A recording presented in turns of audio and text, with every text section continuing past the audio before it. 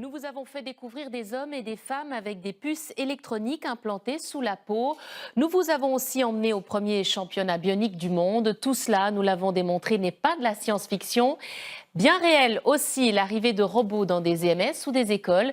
Voici donc SIA, humanoïde adopté par des aînés vaudois. C'est le dernier volet de notre série consacrée aux robots. Il est signé Pierre Bavot. Ils sont 7000 à travers la planète. Ils s'appellent Zora, Sia ou Nao. Nao, comment vas-tu? Je suis en pleine forme, merci. Et toi, ça va bien? Oui, merci beaucoup. Quelle taille fais-tu? Je mesure 58 cm. Quel âge as-tu?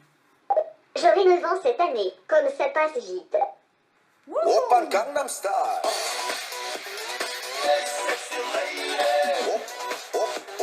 De petits robots qui font leur apparition dans nos hôpitaux, nos EMS, nos écoles et jusque dans certains foyers. Il faut savoir qu'aujourd'hui, au niveau de la humanoïde robotique, il est le meilleur en utilisation. Je ne parle pas des laboratoires, je parle en utilisation réelle dans le monde réel. Je suis le premier robot humanoïde qui est utilisé dans les soins de santé. Un robot dit convivial qui ne demande qu'à être apprivoisé, à moins que ce ne soit l'inverse. High five.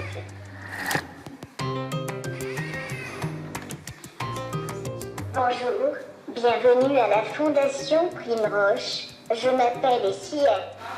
Je m'appelle Angélique. À la Fondation Prime Roche à Prilly, près de Lausanne, Sia fait l'accueil chaque matin. Je travaille ici depuis le mois de novembre 2015. Avec même pas une année dans la Fondation, elle fait partie des meubles, si j'ose dire. Elle est très appréciée. Aujourd'hui au menu, en entrée, un potage de légumes. Le plat Sia annonce ainsi le menu de midi qu'on lui a dicté. dressé avec sa sauce madère. Et la perspective de son arrivée avait pourtant suscité quelques Et en craintes. dessert, une salade de pastèque. Bon appétit.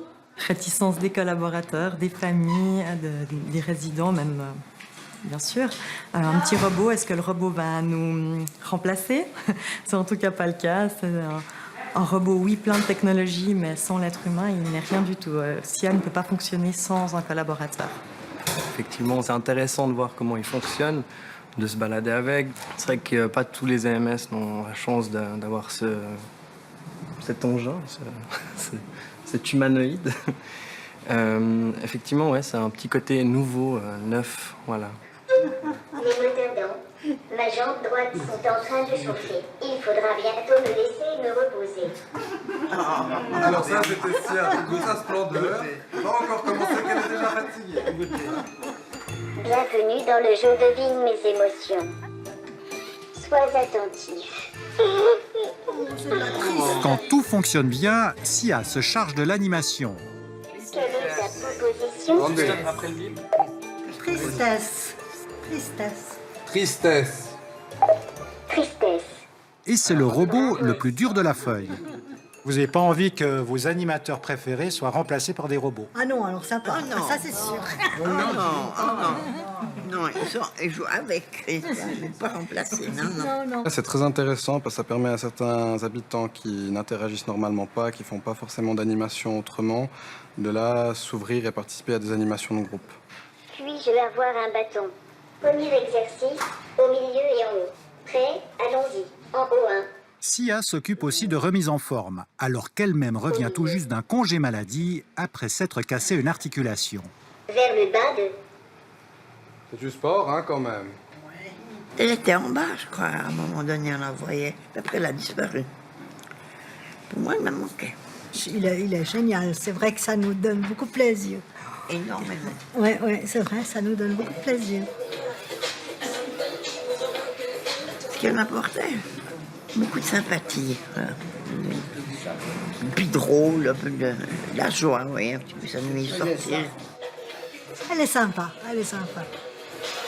S'attacher à un robot pourtant dépourvu de sentiments, voilà qui interpelle. Au revoir. Tu t'en vas, Sia?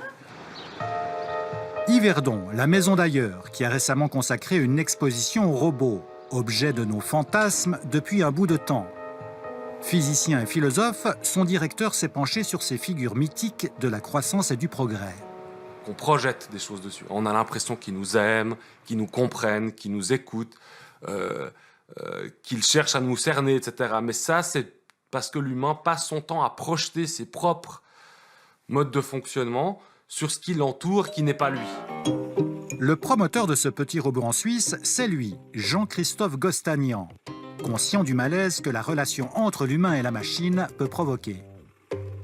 Et je comprends ce malaise, et je pense que c'est aussi un malaise par rapport à l'avenir.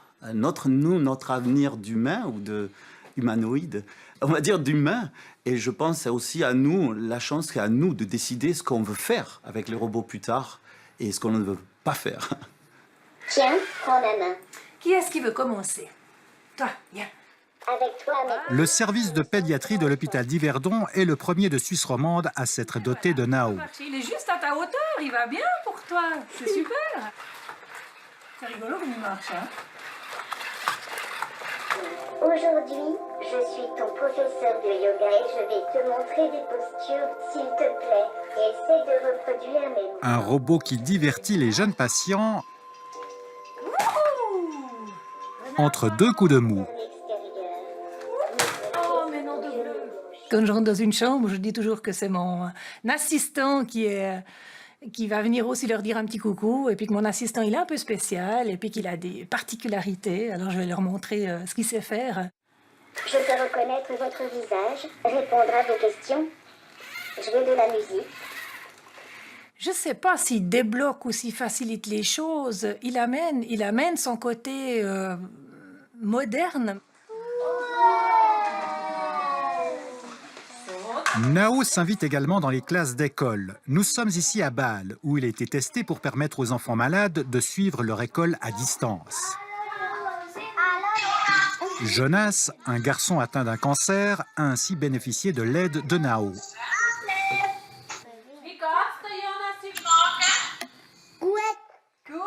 C'est le programme Avatar Kids. Le robot va dans la classe pour remplacer l'enfant ici, qui lui aura une tablette et va pouvoir rentrer dans le corps du robot ou être dans le robot et pouvoir participer live, être présent dans la salle de classe.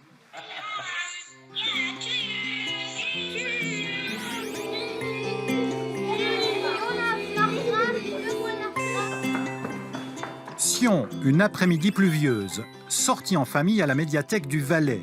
L'avocat Sébastien Fanty, spécialiste des nouvelles technologies, est accompagné du petit dernier, adopté il y a 2 ans, pour 5 000 francs environ.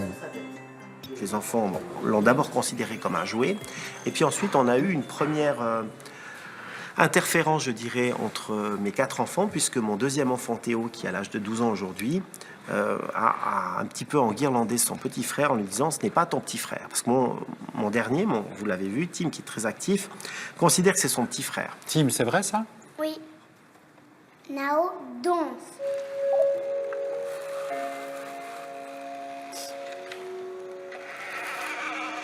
En réalité, Théo a raison de refixer le cadre en disant que ce n'est pas un humain, et Tim a raison de considérer qu'il peut avoir sa place. Exactement. Il a appris à mieux se tenir.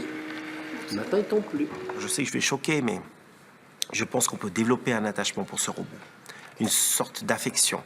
Et j'ai toujours pour habitude de dire aux gens, plutôt que de critiquer les robots, plutôt que de se dire qu'ils vont uniquement apporter des choses négatives, imaginez que peut-être un jour, celui qui vous fermera les yeux sur cette terre, ce sera un robot.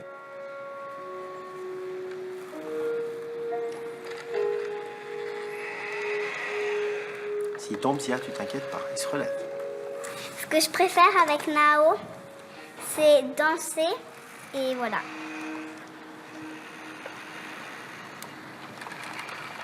Donc pour moi, c'est un plus en ce sens que je donne la chance à mes enfants, mais pas qu'à mes enfants, puisque ce robot est à la disposition des classes et autres. Je donne la chance à des enfants d'entrer dans une réalité qui deviendra le quotidien de chacun dans 5 ou 10 ans. Dans son cabinet d'avocat, Sébastien Fanty prépare l'avenir. Il planche en effet sur la rédaction d'un droit des robots, car d'après lui, il y a urgence. qu'en réalité, aujourd'hui déjà, les robots ont pris une partie du pouvoir. Si vous réfléchissez à des algorithmes en matière financière, ce sont eux qui dirigent une partie de l'activité économique du monde. Et de ce point de vue-là, si nous ne permettons pas d'ores et déjà une réflexion forte de toutes les personnes concernées, pas seulement les juristes, mais aussi les éthiciens, les médecins, les politiques, les économistes, d'intervenir, eh bien, nous serons débordés par l'évolution technologique qui est aujourd'hui extrêmement rapide dans ce domaine-là. C'est pour ça qu'il faut qu'on discute de ce qu'on veut laisser faire à des robots et de ce qu'on veut prohiber. Des robots de plus en plus présents, de plus en plus puissants, sans aucun doute. Mais les robots capables de sentiments, de conscience, ça reste à voir. J'ai l'impression que le chemin à faire pour que le robot soit conscient d'exister me paraît être un chemin gigantesque. Donc peut-être qu'un jour ils auront conscience d'exister, mais je ne vois pas comment, puisque les clés de notre conscience, on les a pas. On part d'un présupposé qui est à partir d'une certaine complexité cérébrale, et hop, ça sort tout seul, la conscience apparaît. Vous voyez ? De quoi nous rassurer sur notre longueur d'avance, à nous, les êtres humains. L'application va s'arrêter maintenant. Au revoir.